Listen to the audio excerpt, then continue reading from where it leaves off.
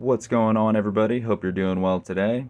Got a new package in. This one's listed as an Indian head penny, buffalo nickel, and a steel wheat cent. This is one that we got before and it was pretty cool, so we got it again. Instead of getting one set of coins, this time we got three. Let's dig in and check it out. Alright, we got everything lined up. I will say I noticed right off the bat that all of these coins are a little lower quality than the last batch we ordered.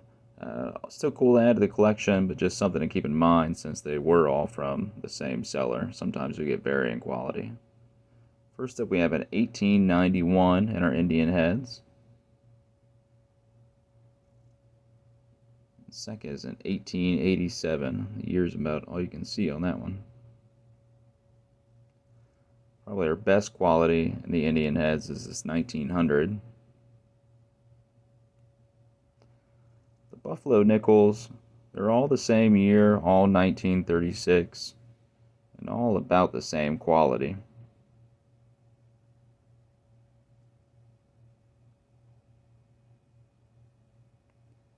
Then we have our 1943 steel cents.